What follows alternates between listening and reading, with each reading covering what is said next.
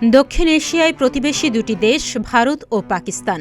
দুটি দেশের মধ্যে রয়েছে বৈরিতা, যার কারণে বহির্বিশ্বে তারা পেয়েছে চিরশত্রুর তকমা।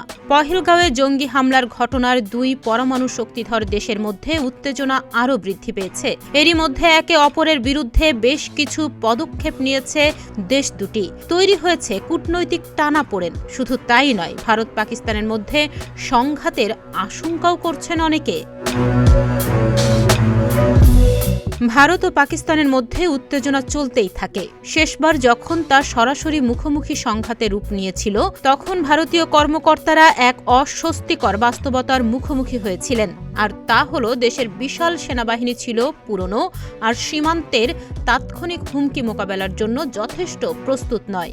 2018 সালে একটি সংসদীয় প্রতিবেদনে ভারতের সামরিক সরঞ্জামের 68% সেকেলে 24% এখানকার উপযোগী এবং মাত্র 8%কে অত্যাধুনিক হিসেবে শ্রেণীবদ্ধ করা হয়েছিল। 5 বছর পরে একটি হালনাগাদ প্রতিবেদনে সামরিক কর্মকর্তারা স্বীকার করেন, তাদের চ্যালেঞ্জগুলোর কারণে পর্যাপ্ত পরিবর্তন আসেনি। এদিকে ভারত গত কয়েক বছরে পাকিস্তানের তুলনায় চীনকে সীমান্তের জন্য বড় হুমকি হিসেবে দেখছে। বিশেষ করে 2020 সালে হিমালয়ে ভারতীয় ও চীনা সেনাদের প্রাণঘাতী সংঘর্ষের পর। তাছাড়া চীন বারবার ভারতীয় ভূখণ্ডে অনুপ্রবেশেও চেষ্টা করছে। এর মানে ভারতের সামরিক নেতাদের এখন পাকিস্তান ও চীন এই দুই ফ্রন্টে যুদ্ধের প্রস্তুতি নিতে হচ্ছে।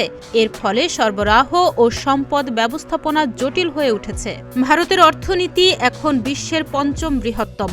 পাকিস্তানের অর্থনীতি প্রায় 10 গুণ বেশি। ফলে সামরিক বাহিনীর জন্য টাকা কোনো সমস্যা নয়। তবে ভারতীয় সরকারকে দেশের বিশাল জনগণের অন্যান্য প্রয়োজনীয়তার দিকেও মনোযোগ দিতে হচ্ছে।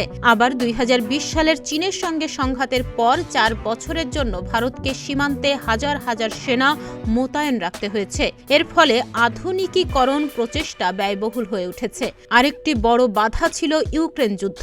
এই যুদ্ধ ভারতের প্রধান অস্ত্র সরবরাহকারী রাশিয়া থেকে অস্ত্র আসা বিলম্বিত করেছে। এরকম আরও অনেক সীমাবদ্ধতার মধ্যে রয়েছে ভারত। বিশেষজ্ঞরা বলছেন, এই সীমান্তগুলোর কারণে মোদি সুনির্দিষ্ট লক্ষ্যভিত্তিক হামলার পথ বেছে নিতে পারেন, যেমন সীমিত পরিসরে বিমান হামলা বা পাকিস্তান সীমান্তের কাছাকাছি বিশেষ বাহিনীর অভিযান। এ ধরনের অভিযান জনমনে ক্ষোভ প্রশমিত করবে এবং বিব্রতকর ভুলের ঝুঁকি কমানো সহ প্রতিশোধমূলক হামলা এড়াতে কাজ করবে। ডেস্ক রিপোর্ট, প্রতিদিনের বাংলাদেশ।